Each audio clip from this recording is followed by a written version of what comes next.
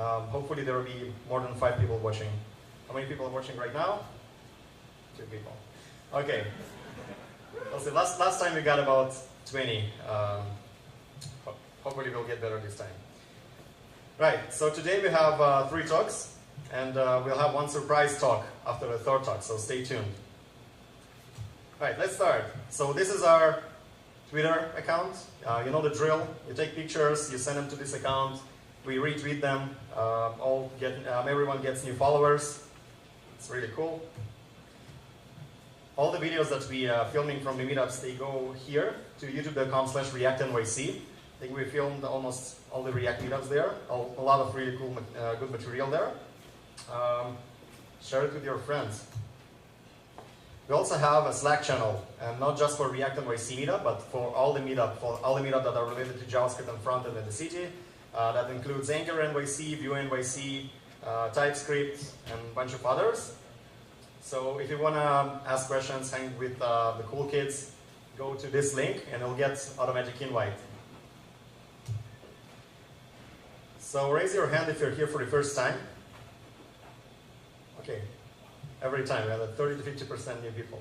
So for those of you who don't know what ReactNYC is about, we are a semi-monthly meetup. So we have this kind of events every 2 weeks, and every time we have 3 to 4 speakers, which means that we need a lot of speakers to fill all the slots. So we are looking for people to talk about anything related to React, React Native, or the ecosystem, being it GraphQL, Redux, MobX, you name it.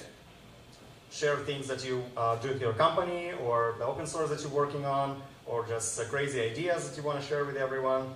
Please come talk to us, even if you're shy, even if you don't know what to talk about, or you're not sure that you're ready. We'll help you find a topic, we'll help you prepare, get prepared to the meetup, and it's a lot of fun. So next events, we have 2 events planned already. One for the late May and one for early June, as planned. These meetup names actually have a meaning, so you can Google that. A lot of people are asking, but I keep it in secret. Right, so I want to say big thanks to Betterment to hosting us here and providing pizzas and drinks, so huge round of applause. And I want to invite Emil to talk about Betterment for a few minutes. Hi everyone, my name is Emil. I'm a Director of Engineering here at Betterment. For those of you who are not familiar with what Betterment does, we are an online financial advisor. So you may have heard of the term robo-advisor. We're essentially just like any normal financial advisor, except we have automated basically everything. So we've made it a lot cheaper and a lot easier to use. And because we're built on a fully vertically integrated stack that we have in-house, we are able to do things for our customers that a traditional financial advisor simply can't do, or can't do at scale because it would be too cost prohibitive for them. I'll just jump straight to it. Guess what? We're hiring. We have roles across basically every single engineering team here. Full stack developers, back-end developers, data scientists, you name it. Definitely check us out. We have a blog, betterment.engineering. You can read up on a little bit about what we do here. They have a link there to our careers page. And especially for this audience, if you're passionate about React and you're a senior front-end architect, we would love to talk to you about helping kind of pave the way for our future front-end stack. So welcome, enjoy the pizza, enjoy the beer, and looking forward to the talks. Thanks, Emil. So now it's time for my plug. The company who runs the event is 5wlhTech. We are a kick-ass front-end consultancy. We help companies build front-end with React, Angular, React Native. If you need help building your application, or you're unsure if you're doing it right, come talk to me and we'll try to help you. Also, I want to say a big thank you. Give yourself a big round of applause, because these meetups are for you, and you're the reason we're doing that. So thanks for coming, thanks for sharing it to other people. There are people who are coming for almost every single event here, so I'm glad they're enjoying that, or at least that's what they tell me, and they're coming for pizzas. All right, so enjoy the meetup. Let's kick off the event with Dominic, and he's talk about Storybook, learn Storybook.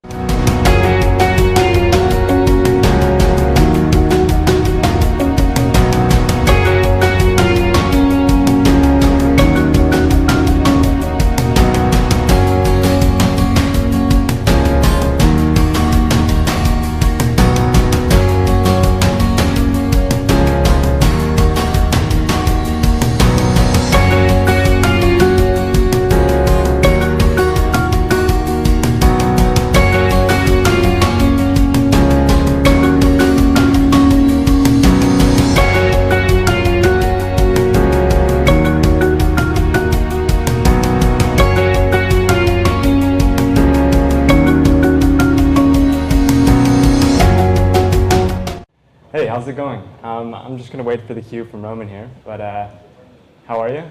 Hope you're good. Roman has given me the cue to start. Hi, so I'm here to talk to you about a project that I'm working on called Learn Storybook, and you can find it at learnstorybook.com. And what it is kind of exactly what the name says it is. It's a tutorial that helps you learn Storybook. It's 9 chapters, and it walks you through pretty much learning Storybook from the ground up, getting the highlights and the core principles of it. So a little bit about me. I am a designer, product designer at Chroma. At Chroma, we build a tool called Chromatic that helps you test UI components. It hooks into your CI and pretty much automates the whole process of visually testing UI components. Prior to that, I worked on open source extensively. I helped launch Apollo GraphQL, and I worked on the Meteor framework that you might know about. So how many people in the room have heard of Storybook? Raise your hand. That's a lot. Wait. For the people that didn't raise their hand, I hope by the next time I see you, you will have learned Storybook. So here, who here uses Storybook? Raise your hand. Smaller amount of people. So a lot of people have heard about it. Not a lot of people have used it. And I'm here to change that. So for the people that have raised their hand, or that raised their hand earlier, you're in pretty good company. Pretty much the most popular and household names in tech all use Storybook. If you're a front-end developer that's looking for a job right now, which a lot of you may be, chances are you're probably going to encounter Storybook in your next job. So what's all the hype about? If you're like me, you've probably heard about it and kind of immediately dismissed it. There's so many dev tools and libraries to keep track of these days. It's kind of impossible to even like begin. But all these companies use it, and so you might be wondering, like, well, why do they use it? Like, whoa, what's the point? So before we get into what Storybook is, let's talk about what the future of UI development is. So right now, UI engineering and it's kind of undergoing a renaissance, and it's powered by these like modern view layers like React and Vue and Angular. And the core concept there is that these view layers encourage you to think in components, not pages. And so apps these days are actually composed of lots and lots and lots of components. And they have, in React, there's a specific tooling or specific techniques that you can use, like props and context and state, to help you render these like UI components and render them in a bunch of different like variations. But with all these like new ways of rendering the UI with the aforementioned techniques, you end up needing new tools to do it too. And Storybook is one of those tools. It lives alongside your app in development mode. And what it does is that it helps you develop components in isolation. And the reason why you want to develop components in isolation is because you disentangle your business logic from your kind of like stateless functional components.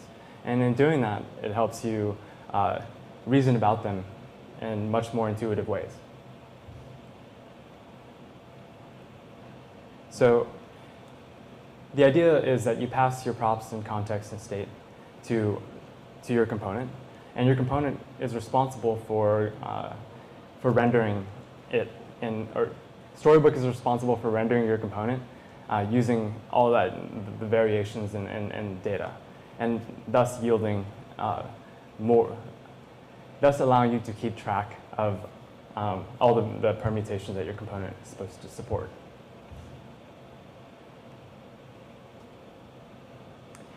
And so because you keep track of all the components or all the permutations that your component supports, it allows you to build durable UIs faster. So as you can see here, your company usually has like a component library, or is definitely has a component library if you're building in React. Your app consumes those components, and Storybook helps you build and index those components.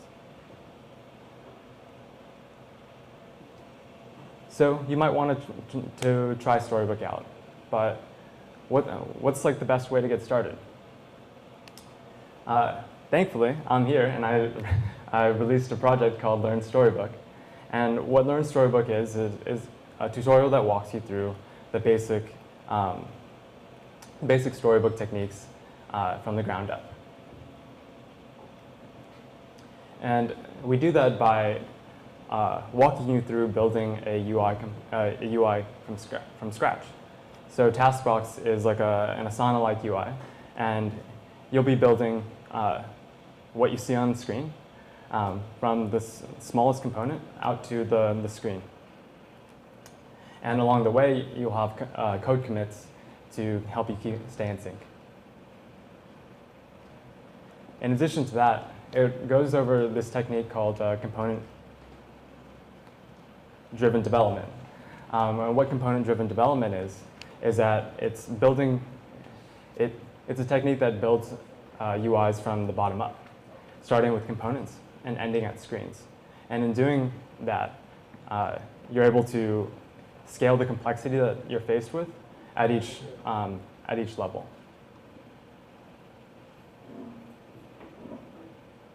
In addition, what Learn Storybook also talks about the ways that you can test your UI with Storybook, specifically involving unit tests and snapshot tests and visual regression tests. And you'll also learn how to deploy Storybook so that you can collaborate with your PMs and designers and kind of close that feedback loop. So who's Learn Storybook great for? Our goal is to create the most efficient tutorial. We're extremely aware of like developer time. And so what we want is for veteran developers, new grads, and product designers to walk through our tutorial. So for veteran developers, we only cover the hits.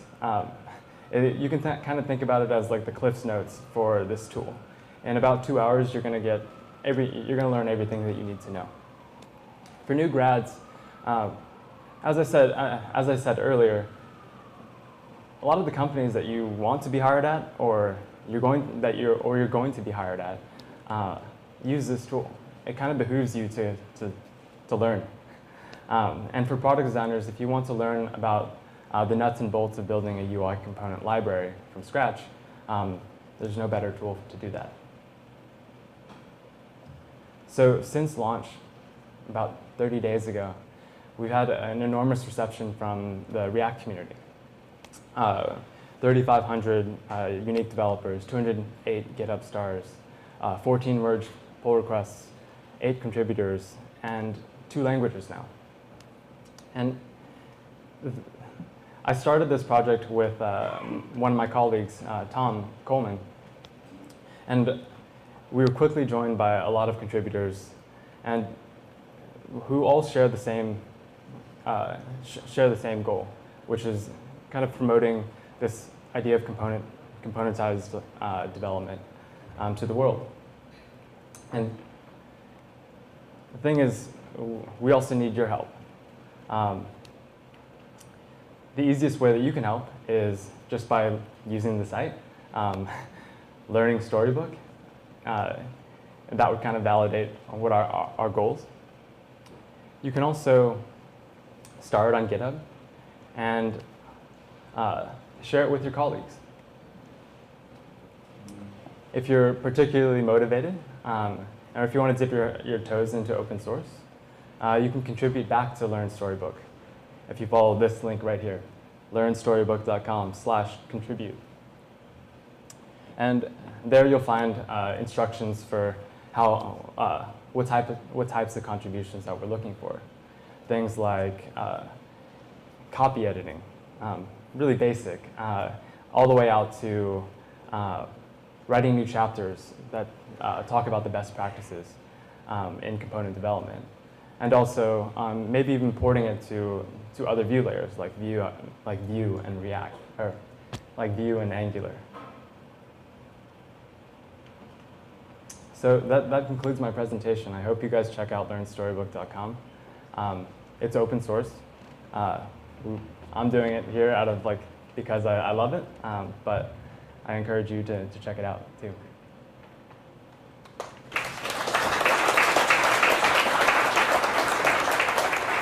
So let's take 2 questions. Tools can incorporate, for example, this tools or library from these tools. If, for example, you use material design or another framework, like Bootstrap, whatever.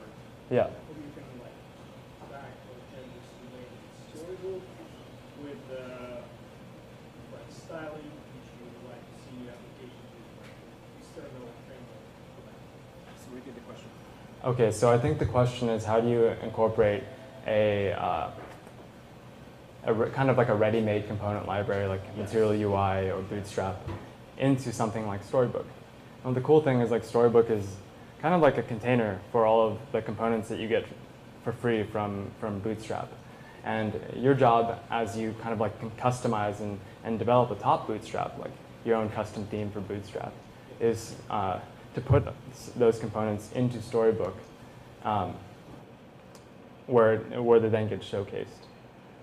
I mean, Storybook has all styling or components or particular HTML elements, or just follow the styling from Bootstrap or Yeah, that's right. Storybook follows the styling and specific styling conventions of the ready-made framework. And what it does is that it allows you to pass in the props and context and state that you would expect from React to kind of adjust those UI components that you get out of the box from those frameworks. Thanks. Another question? Yep. So, any React Native Storybook examples you know about? Are there any React Native Storybook examples? In fact, yes. I was just talking to YERtJ at Artsy, and they use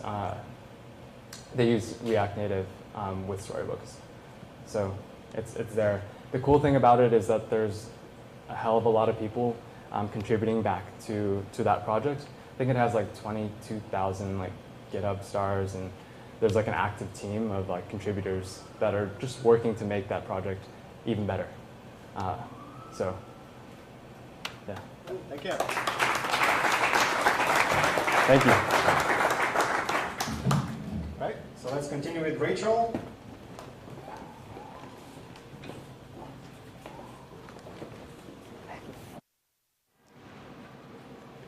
How long is the job? How long is the job? 20 minutes or less.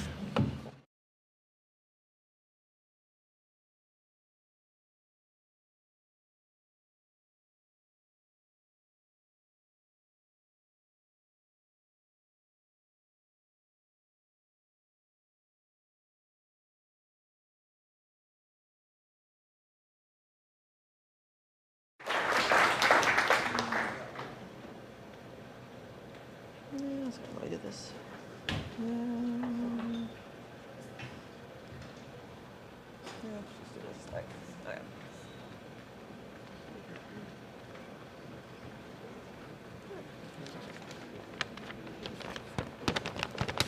As you will soon learn, I am a writer by background, so I have to write my script out. So I'm just, and actually the speaker note's having some issues. So I'm going to be reading from old-fashioned paper, which again you'll find is also kind of my background too. So I apologize for that. But hi everyone, my name is Rachel Cohen, and I have a confession to make. I love refactoring, really, really love it. Now this makes perfect sense when you consider that before I was a software engineer, I was a reporter for more than 16 years. Refactoring seems to use the same part of the brain as writing, and in particular, revising your writing. Now that I'm no longer a journalist, I instead write software that helps journalists do their jobs better. Our newsroom engineering team at Dow Jones creates React-based web apps that allow reporters and editors to quickly and efficiently do things like provide live updates on major breaking news, manage photos, or in the case of the one I'm currently working on, build customized charts. So quick tangent / infomercial. Dow Jones does not have anything to do with the Dow Jones Industrial Average, or at least not anymore. We sold it in 2010. So now that you know that, Dow Jones owns publications such as the Wall Street Journal, Barron's, and MarketWatch. So got that out of the way, so back to refactoring. I recently had what was, in my mind, a very exciting opportunity to refactor the React portion of the charting app. Along the way, I spent a lot of time pondering how to best structure the code so that it would make sense to a future employee. Because when I started at this job a few months earlier, I was in a situation that's not uncommon in our industry, seeking to familiarize myself with components mostly written by developers who had since moved on to other companies. And by the way, if any of my bosses are watching, I have no intention of leaving. I just think it's a very useful exercise to imagine that you won't be around to explain your code to engineers who are later working on it. So of course, there's all the traditional tenets of writing clean, sustainable code. You got your documentation, your tests, your comments, descriptive variable names, and so on. Those are still incredibly valuable. But on top of that, I did a lot of reflecting on how the code itself, in the way it's structured and written, can tell a story your future colleagues will understand. And it became clear that many lessons from writing and editing applied quite well. I'm hoping these concepts can offer some different perspectives on ways of thinking about coding best practices. You'll find this is in a lot of ways, very non-technical tech talk. But the idea is to really think about things in a very high level, kind of philosophical sense, instead of getting buried down in the technical part, as we often do. And along the way, you'll also get some bonus journalism 101 lessons.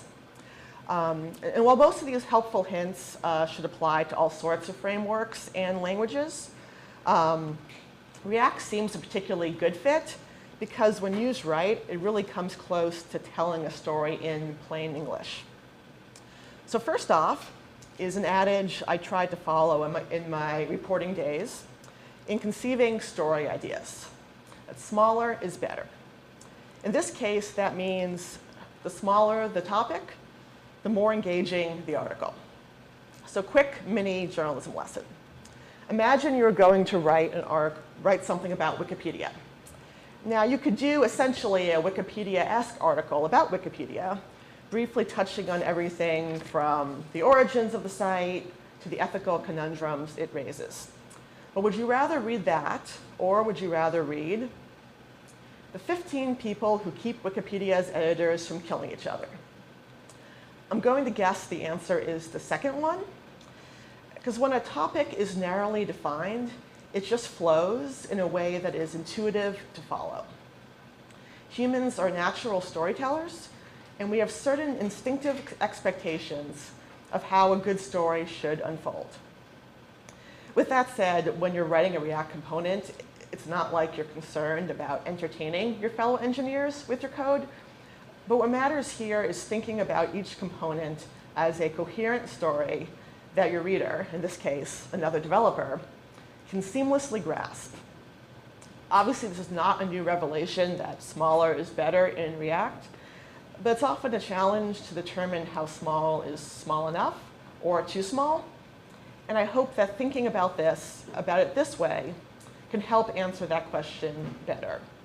And in the bigger picture, it's just one more motivation to remind ourselves of the value of writing smaller components. So next principle is that style never goes out of style. My former employer, the Associated Press, obsesses over its style book, which clocks in at more than 600 pages and is so famous it has a parody Twitter account with over 300,000 followers. And just one example, it was big news in 2010 when RealAP announced a change in the official spelling of website. So why does it even matter whether website is 1 or 2 words or whether the W is capitalized? As a journalist, you're acutely aware of the risk of even a single word that's unclear or confusing. Because if you lose a reader's concentration, you might not get it back. It's not quite that dramatic in engineering, as we know, but small variations in the structure of your code can make a major difference in whether another developer feels comfortable or confounded in reading it. The obvious solution to this, of course, is for your organization to create its own style guide or to adopt another company's, which I highly encourage. But as we know, that advice doesn't do you much good if you're writing a component tomorrow and your employer doesn't have one at the moment. So here's the thing about the AP style book. Even in 600 plus pages, there are plenty of scenarios it fails to address. We had a hierarchy we followed. If the term in question is not in the style book, use Webster's New World College Dictionary. If it's not in there, check how it's generally been handled in past AP articles. If that doesn't work, then at the very, very least, stay consistent within your coverage. Because the human brain loves patterns, if you've seen something before, it's naturally going to make more sense. And this can be a tricky line to walk in programming because, as we know, syntax and best practices evolve over time. So there are going to be plenty of occasions when you won't want to follow the precedent set in older parts of the code base. But if personal preference is the only reason for picking one pattern over another, then your future colleagues will be appreciative if you value consistency and try to follow your own sort of hierarchy. A corollary to this is that every word counts. I started my career in newspapers, and when you're constrained by the amount of space allotted for your article, it makes you a better writer. You're forced to scrutinize every single word, but at the same time, you're absolutely determined not to sacrifice quality. The cool thing is the result is crisper, punchier writing, which isn't to say you should turn programming into a game of how few lines of code can I write? The goal is still to chop as much as possible without sacrificing any quality. Making every word count is both about slicing excess words and maximizing the impact of each word you do use.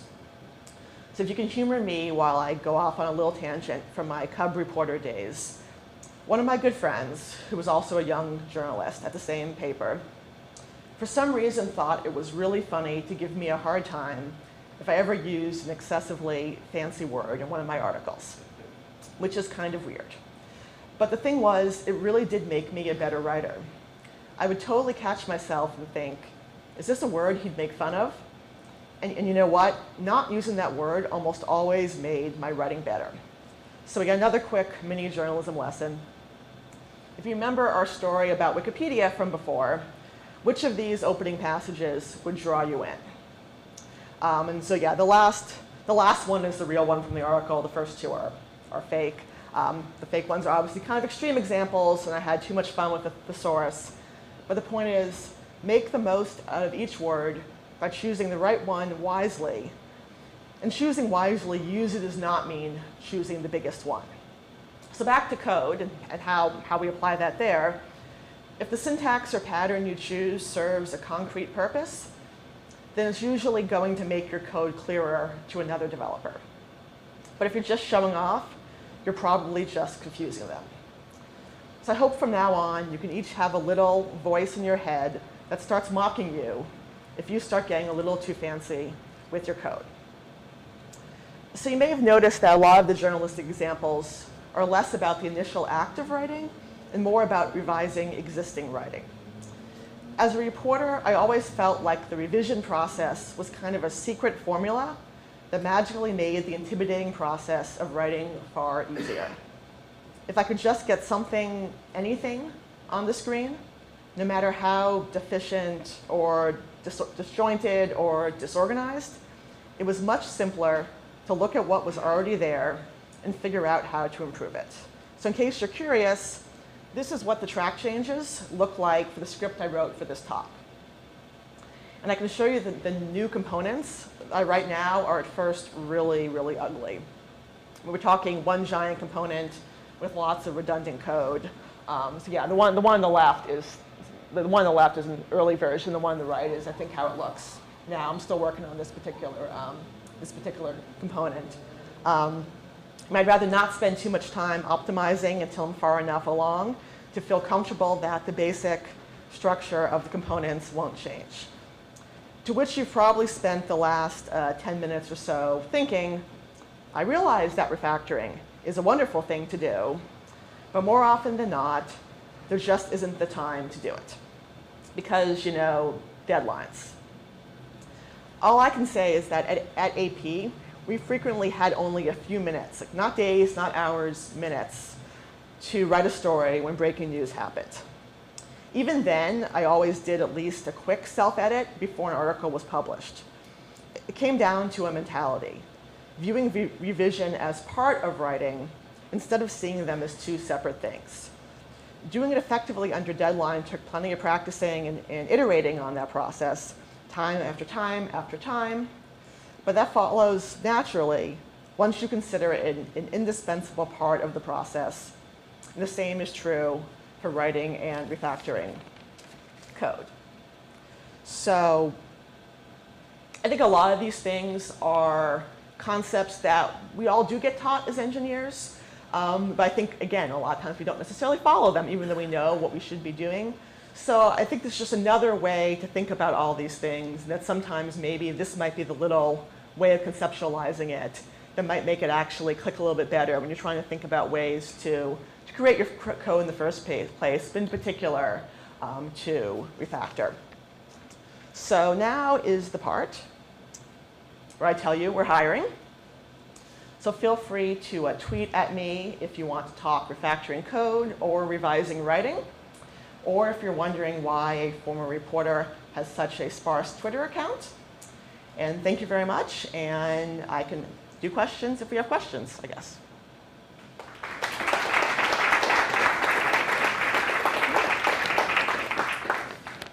Let's take 2 questions as usual.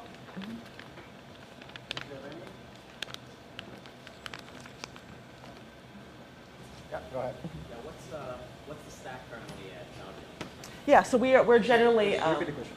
oh yeah, what's the stack at Dow Jones? We are currently mostly a React and Node shop. When you factor, what's your priority? Like, you try to follow modern ES6 syntaxes? And Yeah. that's your goal, or you just remind something like more from the journalist practice? Right. Yeah, you're just asking about, do I use ES6 or is it broader journalism? It's honestly a little bit of both. There's obviously the more I think we might think of as the more traditional refactoring, where yeah, I've also have done a lot of moving ES5 into ES6, or moving, for instance, this refactor was actually part of doing a React upgrade. We actually were still on React.create class in these components, and we actually were not on that, even low of a version, but we still were using that syntax to get onto the newest version. We obviously had to get rid of that. So there was obviously some of that, but really this was much more about thinking about what makes a component, and within that component, how is it actually structured, and really probably has a lot less to do with the ES6 syntax. You're using it, but probably much less to do with that, and much more about thinking about, you know, what is in each component, and even just things like, you know, where do you break out a variable name versus where you don't. Those kind of decisions that there's no good answer to, and everybody has different philosophies about. But trying to think about it really from the perspective of someone is going to be coming in reading this, and I might not be around to explain this to them. When they read this, what's going to make the most sense to them? One question. No, that's it. We have time. We have strict time limits. So thank you, and Rachel Thank you. is still here if you have further questions.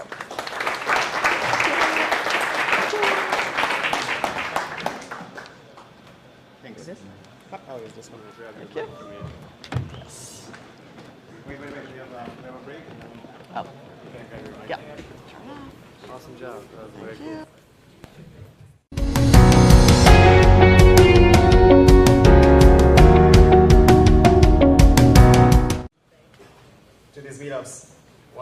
guys, take out your phones.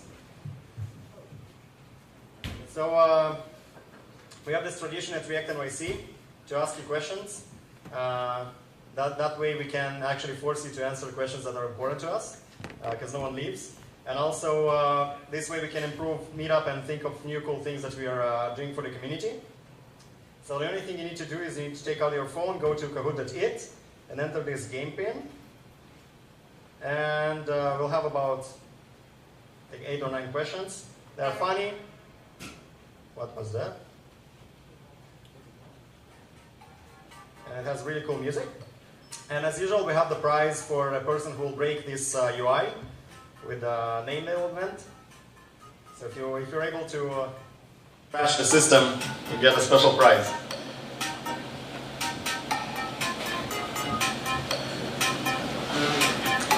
So what will happen after this survey? We'll go to a 10 to 15 minute break, and then we'll have another talk by Derek Misner, and then we'll have another surprise talk on a cool feature from React.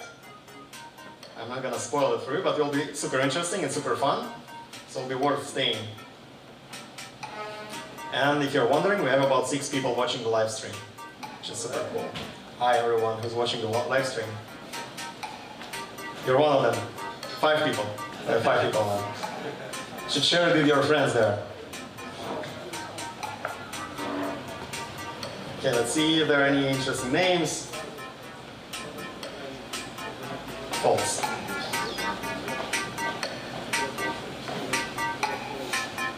Okay. All right. Who's still trying to connect? Raise your hand, so I'll give you about 5 seconds. All right.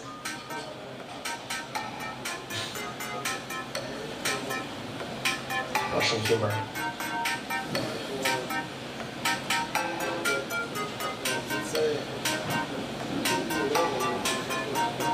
Watch the stream.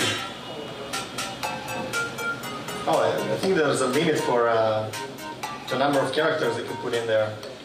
All right, so I'm going to give you about 15 seconds, and then we're going to start the survey. 14, 13, 9, 6, 5, 3. Because suddenly people are starting to connect. A few more seconds.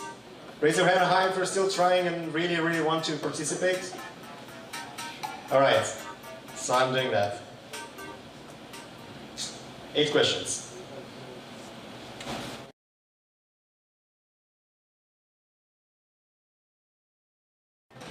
For those of you who know what React is.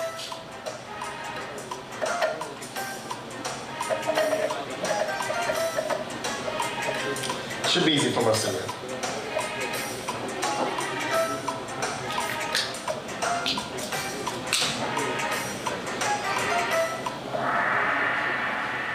All right, let's see what's the level. Cool, more and more people are knowing React well and are experts, which is super cool. So from this I can see that we have about 65 potential speakers for the meetup, which is awesome. Come talk to me. That also should be relatively easy. This plug is definitely looking for a job.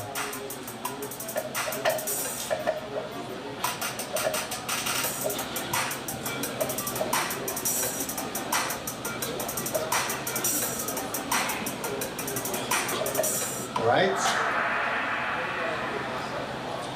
Wow, we have only 2 people that are hiring today, which is super awesome. Usually we have like 6, 7.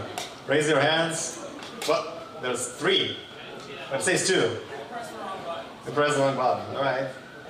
Okay, so raise your hand. People look around. All these 26 people who are looking for jobs. All right. Suddenly there's more. Suddenly there's more. That's the next one. Let's do some holy wars. TypeScript or Flow. Maybe you're crazy enough to combine them in one application. Just to be extra sure, like extra sure.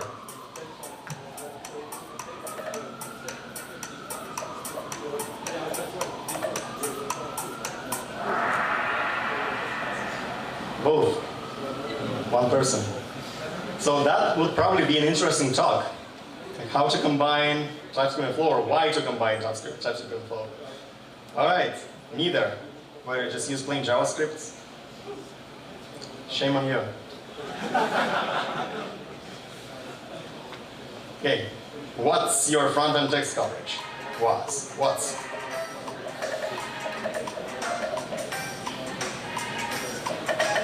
see. The same people who are not using TypeScript, I'm looking at you.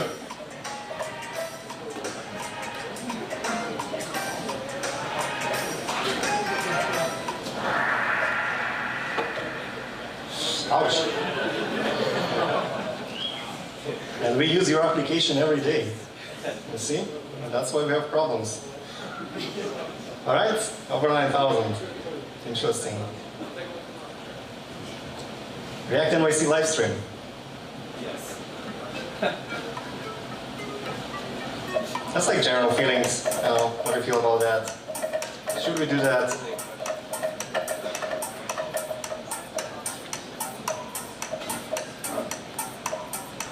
That's the most interesting one, right?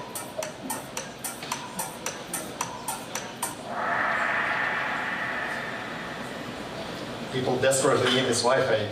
It's like how you're here on the application if you need this Wi-Fi. All right, yay, 24 people. Next time if you can't come, you know where to find us. All right, let's see if you're up to date with the current technologies. What's your current version of React in your project?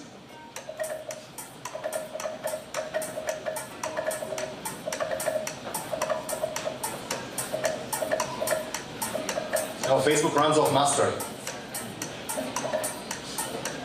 So it's pretty stable, I guess. Well, who uses Canary? Raise your hands. So it's okay to use the latest versions, like 16.4 alpha right now. Well, anyways, I would glad to hear your experience. I would really like to hear your experiences with 16.4 alpha. And who uses like the legacy React? Raise your hand. It's okay. We're all doing that. Probably the same people are using jQuery. No? Yes? No? No, it's okay. Yeah, without Flow and TypeScript. Well, we've been there. I've seen people using that. It's okay. You just use the right tools for the right job. All right. Which new React features do you actually use? For all the people who are using Canary and the latest 16.3, there should be a reason, right?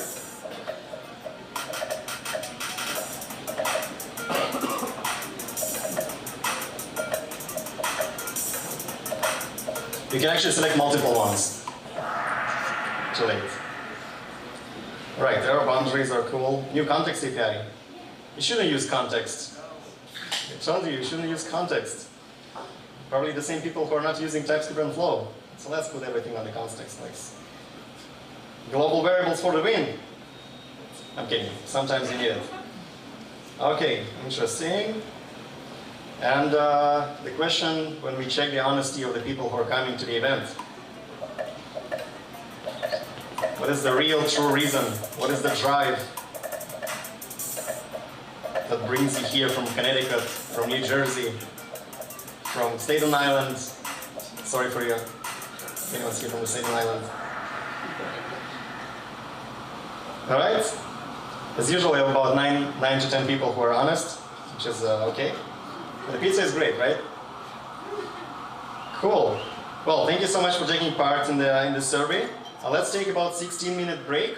I'll put a timer. So 16 and 7:30 we'll start.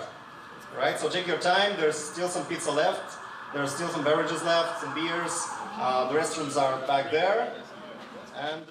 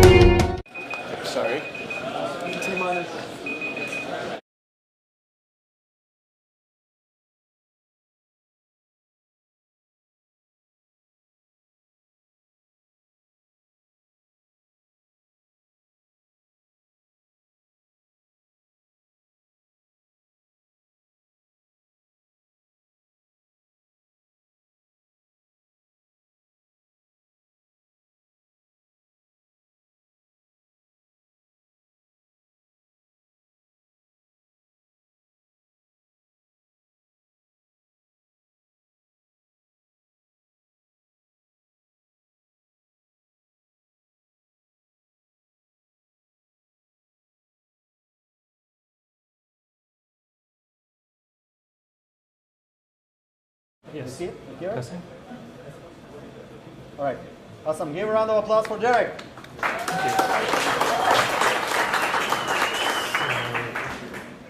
Just trying to figure out what screen I'm on. Sorry.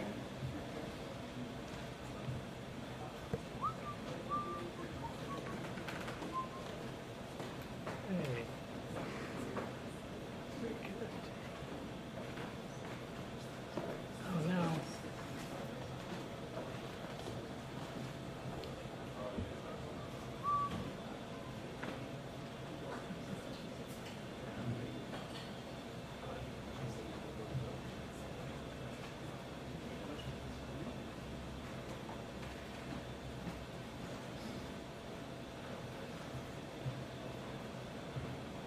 Perfect.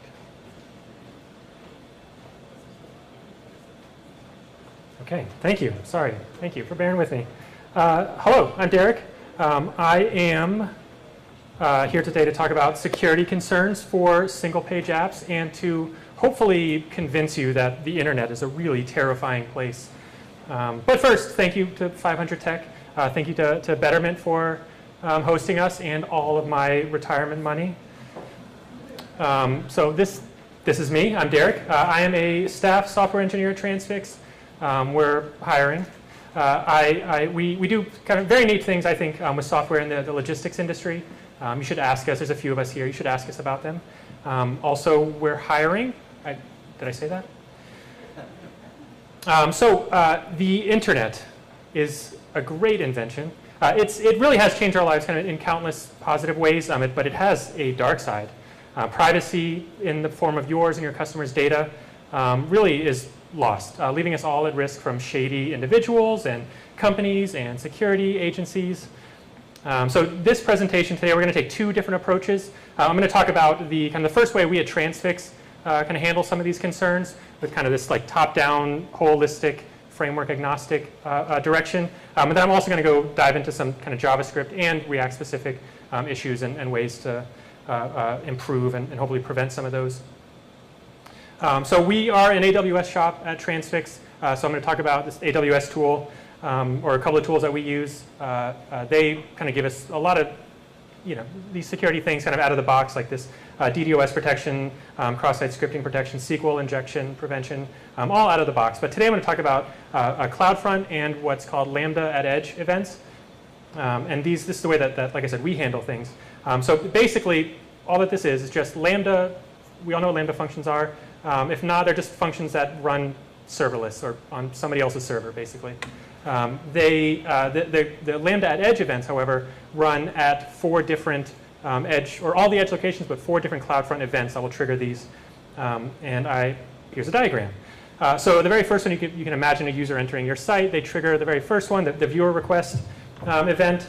If you don't have anything loaded in cache, it will then trigger the next one, the origin request. Pull all your data from the server. There's an origin response event. All of that gets loaded back into your cache. And then there's the viewer response event. And then you, the user, sees things. Today, we only care about this one, the origin response. That's the only one we're going to be talking about today. And this is what we're fixing. So this, from Mozilla, this tool called Observatory, you can plug in any website, and it will grade you on a few kind of security checklist items. So I set up just kind of like the worst of the worst example of what like a single page app with no security concerns whatsoever. This is what it would look like. You can see very poorly. And so this is how we're going to go and fix this. The origin response is the best because essentially it takes your that response, you can modify headers. Those response headers are what we're going to be talking about specifically in this portion. There's a couple of really important ones. The first 3, this first one is great. Even if you have your security certificate, your app is on HTTPS, there's still, if somebody lands on the non-HTTPS domain, there's still a brief moment before that redirect kicks in. And that's prime time for a man-in-the-middle attack. They could very easily exploit that and redirect you to whatever malicious site that they choose. The content security policy, this is a meaty one. This is a good one. This is where all of your rules for all the domains that your app is able to connect to. So if you're fully decoupled, your backend would be in there. If you have any kind of CDN, that would be in there. Third-party analytics, all that good stuff is in there. This also includes URLs that are loaded via CSS. And That's an important point. Remember that point. We're going to talk about it later. Referrer policy. This one, great for other people's analytics. It's not so good for your own security. You can imagine, like, if your search filters throw up query params that maybe some of these params match up to column names in your database, or they're displaying, private user information. Maybe you want to consider hiding those things. So that's the referrer policy. One thing that's nice about some of these rules is that you can't get less restrictive. So if you are using no referrer attributes on all of your links, and you have a really terrible referrer policy, those no referrer attributes will take precedence over this wide open, non-existent referrer policy you might have. These next three, they're kind of optional. The very first one, content type, just means that your inline style tags, they better be CSS. Your inline script tags, they better be JavaScript. Hopefully you guys aren't using too many inline style and JavaScript things, but it's fine if you are. That's what this is for. X-frame options. I'm just going to be honest with you guys. Don't use iframes. Just turn this off. Just go ahead and do that. That's an easy one. XSS protection. Some browsers have this built in. You can choose to turn it off, turn it on from here if you'd really like to. Firefox will actually ignore and just do their own rules. But totally optional. If you have a really strong content security policy, just forget this one. It's fine. So this, look, it's just JavaScript. This is our origin response Lambda function. Now this example is extra secure. This is not realistic. So you probably wouldn't use this. You'd want to modify this, especially you can see that the content security policy, like I said, that is custom to you guys, your domain, your app. So using this example, I fired this up, ran it through that Mozilla Observatory, and hey, look at that.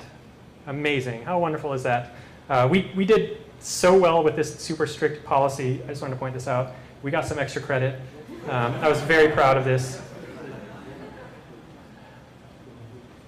It was great. So that's the non-React stuff. That's not why you guys are here. Obviously, you're all React developers. That's what you want to hear me talk about. So I'm going to talk about, like I said, a few very specific things that are specific to React, but some things that are just specific to kind of like client-side JavaScript frameworks. One nice thing about React or React DOM is that it does kind of escape everything for you. It's super helpful. Anything that's rendered in JSX, it will automatically escape. Sure, you might run into like double escaping issues, but that's peanuts compared to the security of your app. It does help prevent kind of a wide range of cross-site scripting attacks. So that's one pro for React for sure. So these other things, I'm going to talk about just a couple of things that are obvious vulnerabilities, and then I'm going to give you some kind of practical advice for how to prevent them. The first one, server-side rendering of HTML. It's wonderful, isn't it? It's great. So the most common use case for this is to essentially handle that initial render of your app so that when your user or your search engine crawler hits it, it's already pre-rendered HTML. It's great for performance, great for SEO. If you really do care about SEO, you're probably doing some of this already. It's so prevalent. In fact, Redux used to have, or still does have, great walkthrough for how to do this. Still maintaining your global store, but like I said, server rendering everything. There is one very obvious flaw in this tutorial, which thankfully they have since updated. Maybe you guys have already caught on to it, but that preloaded state, there's no reason you should be rendering anything without escaping, without sanitizing any of it. You can see they have a very big warning now with this tiny little replace function. But there's a huge section for security concerns about server-side rendering. So I recommend you read that before you really kind of dive in, especially if you want to use this on like a enterprise level. The other one, inner HTML. This is probably not used as often anymore, especially not in React. I used to use it like way back when in another lifetime when I was working on building CMSs. So you'd imagine like we would have to display HTML that somebody would have dropped into whatever input. It is not a best practice. I will say that. I can't stress that enough, I guess. It's so bad, in fact, React renamed it. They called it dangerously set inner HTML. They force you to type out dangerously every single time. It is so easy to inadvertently expose your users to some kind of XSS attack. They force you to use this HTML key. I could go on and on about just how terrible it is. So I'm just going to come right out and say it. Just don't use it. It's Derek's stamp of disapproval. Just don't even bother with it. This next one, eval-based injection, also not as common, but again, another lifetime it was super common. Basically, all that it does is just a function that evaluates some kind of string as if it were a script and returns a result. This is one of those attacks that could be somewhat avoided by just simply sanitizing all of your inputs, all of your forms. But here's a great example where even that won't help you. So imagine this. I don't know why anybody would have this, but if you wanted to, for some reason, have an alert box, or I don't know, for some reason this exists. Don't ask why. You've inherited this legacy code. It's there. So it's very easy to just, with kind of a specially crafted URL that looks something like this, where some guy somewhere can drop this into the URL. Maybe that man-in-the-middle attack that I talked about before. All of your users are getting redirected to this ridiculous-looking URL. They don't know any better, and suddenly this person has access to everybody's cookies. It's just that simple. It seems so dumb, but it's possible if you don't pay attention. This one it's easy to prevent. I can't stress sanitizing inputs enough. Validate all your forms. Just please do that. It's so simple. Really though, the last bullet point is the most important one. And I took this straight from Mozilla's docs. There's a whole section on eval, and it is titled, "Do not ever use eval." I think that's very clear. So disapprove. CSS and JS, all the rage right now. Styled components, they're terrific. They really are. But CSS and JS, essentially you can think of it as like eval for CSS.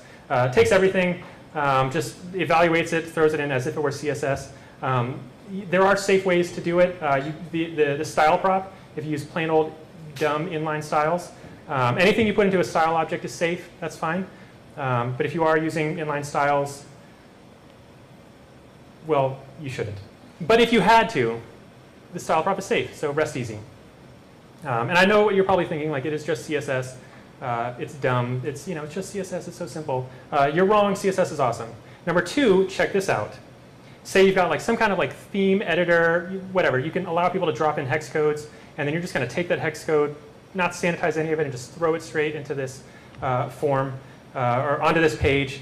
And suddenly some jabroni drops this into your unsanitized input, and snap, that's it. Anything that anybody types into any input on this page is now being logged letter by letter onto some server somewhere off in the ethos. So if your style components have props whose values are set by the user, sanitize your inputs. I know I've said that a million times, I'm going to keep saying it. So yes, red thing. So I know what you are all thinking right now, and you should be scared. But that's okay, because I am here, and I'm going to help you with a couple of practical tips. These three tools I like a lot.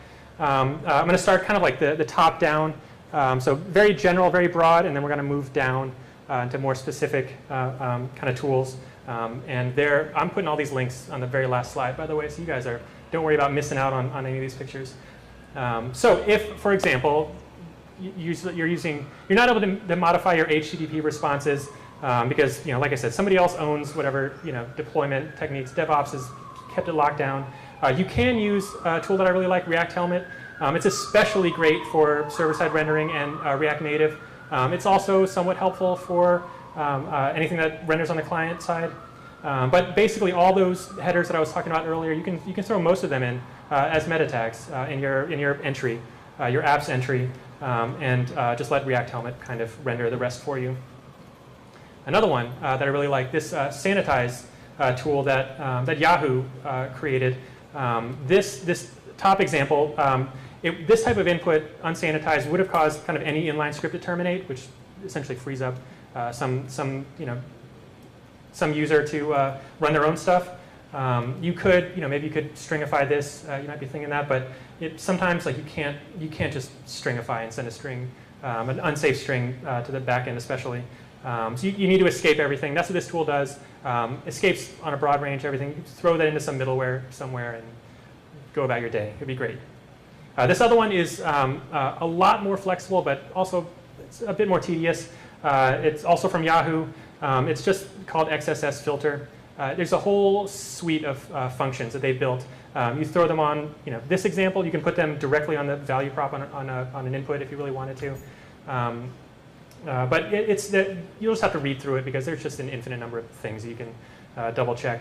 Like I said, it's very flexible, it's great, but it's also very tedious because you're throwing it in everywhere, every possible place, and nobody likes to have to copy and paste all the time. So that's it. I'm done now. And all those, when you guys have your cameras up, if you only take one selfie, this entire presentation, this next slide is the important one. This is where all the links are. So these are all the links. I use a lot of these blogs, a couple of these blogs. These are my favorite for security things. So definitely check these out. If you have any questions, and we run out of time, that's my email. You can just Google my name. I'm the only one. Also, did I mention we're hiring? And yeah, that's it. Thank you.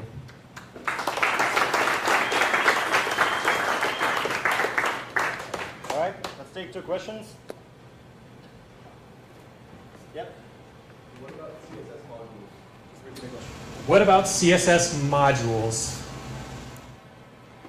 If you have a very strong content security policy, you're fine. Don't worry about it. You really could, you could use, pretty much whatever you want. Again, that content security policy, it dictates. It's a list of domains that your app is allowed to connect to. So if you're very strict about it, the browser will take care of the rest for you. Yeah, so you're free to do whatever you want.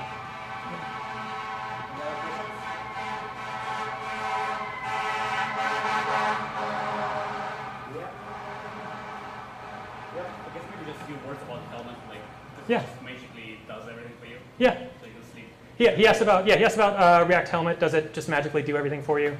Yes. No. You have to be very specific about kind of like the header, the meta tags that you really want to plop in there. I first discovered it for kind of SEO reasons. If you want like you need a different H1 or a different title tag, different description on every page. You're able to dynamically set that per page. It's also great for, like I said, throw it on your entry file. Just go through the list of like the best meta tags for security, put all those as your default, don't let anybody touch that file ever again, and you're good to go. And it, like I said, it really does handle everything else for you. Thank you. Thank you. Right? Yeah.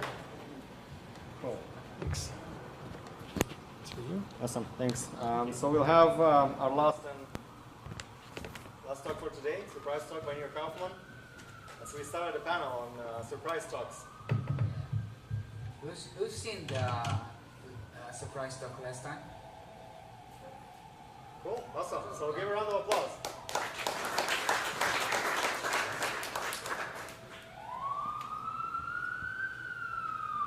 Let's wait for the noise to go away.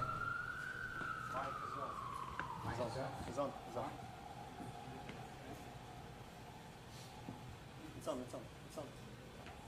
I trust you. Hi everyone. No? Wait a second. Got a technical issue. 1, 2.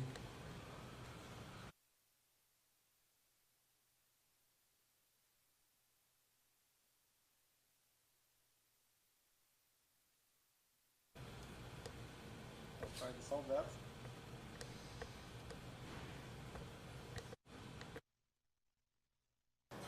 We will wait. We have time. We have time, yeah. A lot of time, yeah? Are we cool? Yeah. All right. So, last time we talked, yeah? All right, cool. Wow. What's going on? Are we clear? All right. All right. So, this surprise talk, just like last time, we're going to present a feature from React 6.10.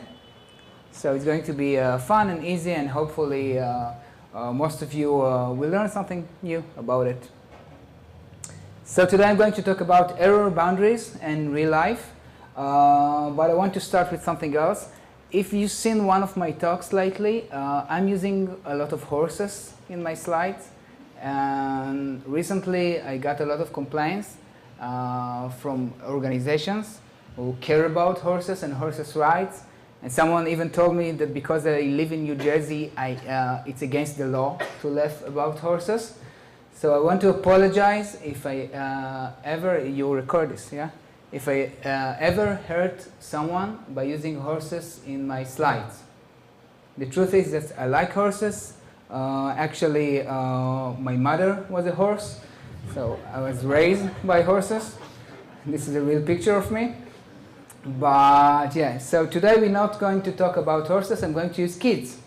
Who like kids? Yeah, everyone likes kids. Yeah, right, kids is cute.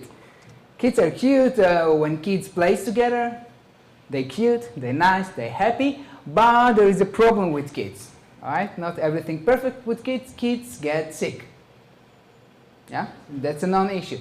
And when a kid gets sick, what are we doing with a sick kid? Quarantine. We're trying to keep him away. All right. So let's look at this fake graph. Take a second or two. What can we learn from this fake graph? Nothing, of course, because it's a fake graph. But sick kids, when they get near healthy kids, they spread diseases. That's a fact. I mean, I like kids, right? All of us like kids. Kids are great. All right. So what can we do about this? Let's talk about error boundaries in React. So I'm going to open a Visual Studio Code. Yeah, and then close it and open a real editor.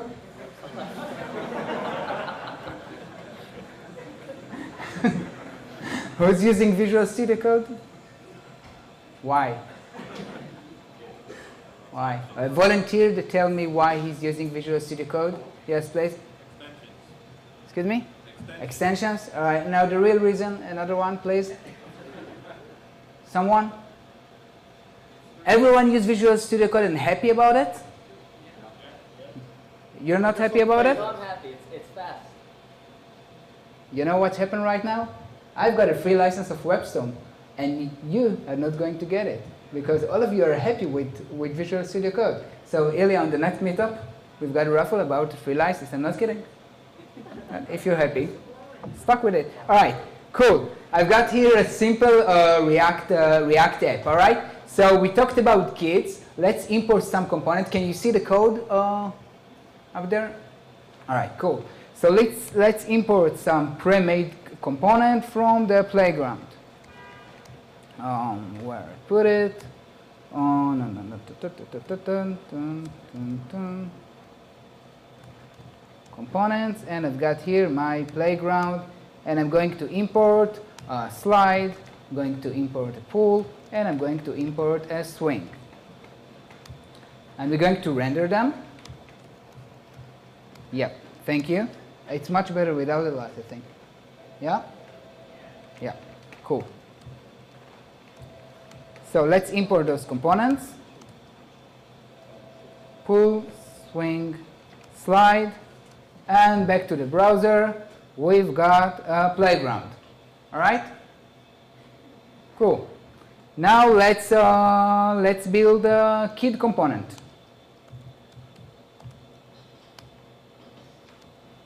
Straightforward, nothing fancy.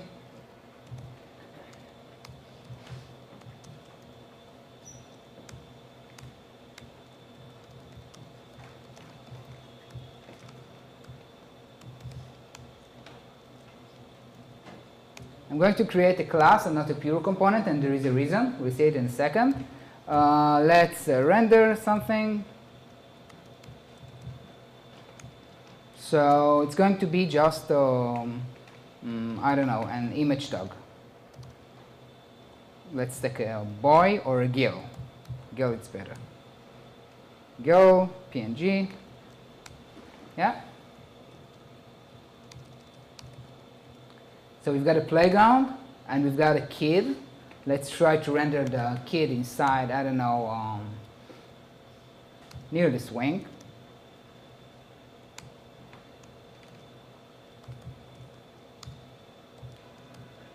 Yep.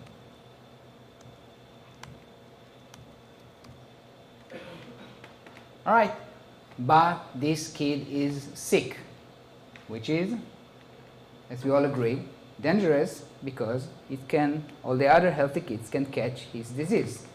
So let's make this kid a sick kid. Let's do this. Let's implement a method, go away.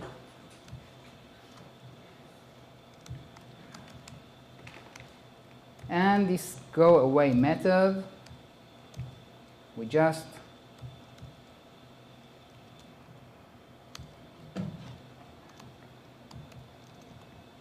let's put an error on our state. This set state.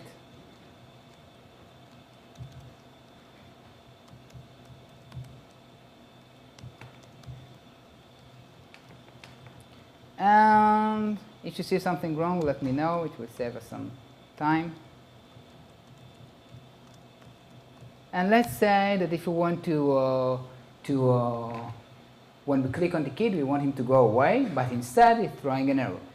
For example, a real life example, all right? Have you ever tried to click a real kid? No, try it. This, go away. All right? And let's do this. Let's say that if this state error, we're going to throw an error. Make sense? Let's give it a try. So if I click, I've got an error. All right? One more time. Go away. No, I'm not going to go away. I'm going to throw an error. Cool? All right. In a real app, everything can happen. Dynamic data from the server. Things can happen. Errors can't happen. Let's see how we deal with it with React error boundaries. So going back to our app component, I'm going to create a component right here. Let's call it a safe zone.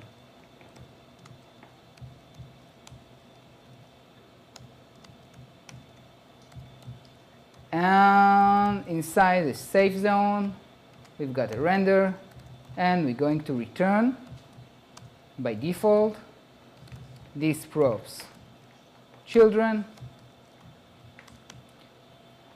and we're going to implement the new lifecycle method component did catch, and then we can catch an error, and we can catch some error information. Maybe we want to console log it or display it or whatever. All right?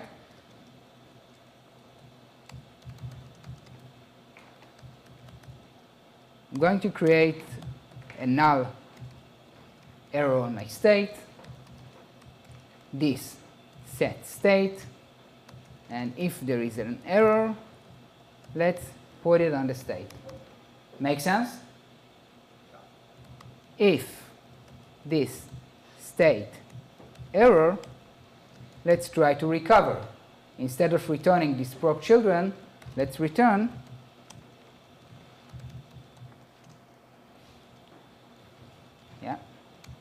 that's wrong. Let's just return a string, error. All right? Take a look at this component. Very simple, straightforward, and it's going to be a wrapper component. Now I can come to my swing, and I can wrap it with safe zone.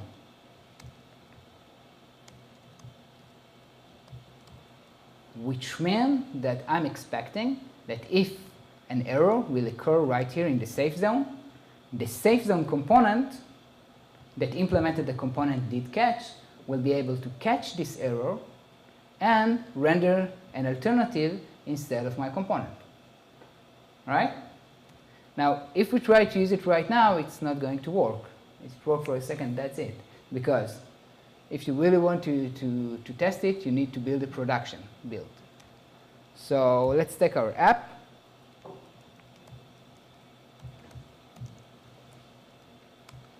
Build it for production. And I'm going to use some HTTP server to serve this build.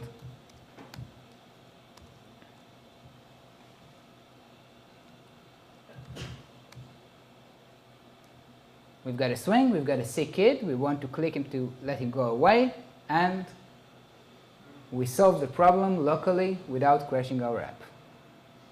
All right? Cool? Nice. And of course, we just burned the entire playground because you can never know. Maybe someone already catch his disease and can spread it with him.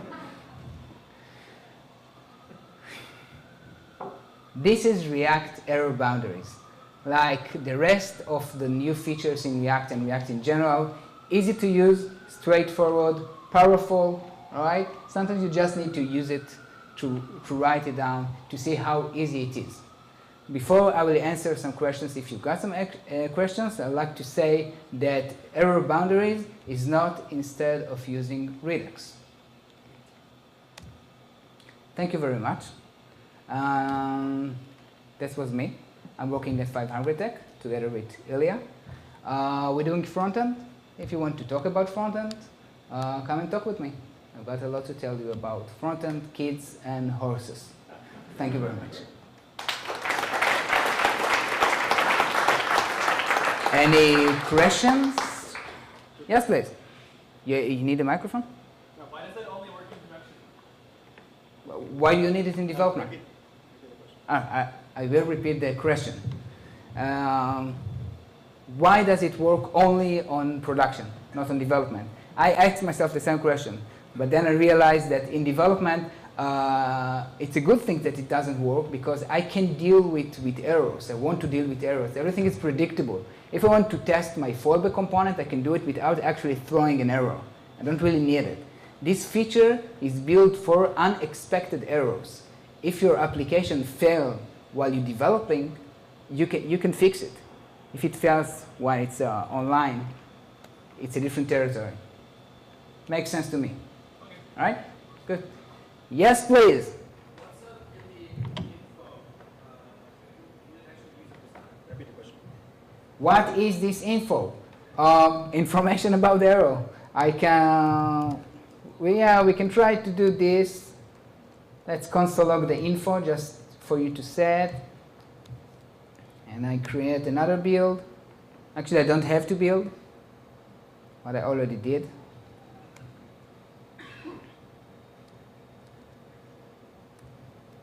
And if we open the console, hopefully right here, you'll see the info. All right? Very, very useful component stack string that you instantly can see what's the problem. Now, in this case, it's int space int. No, I mean, it's probably going to be helpful someday. But if you've got the arrow, you actually don't need it. You've got the entire stack right here. All right, I think that's it. Yeah, that's it. All right, thank you very much. Thanks so much.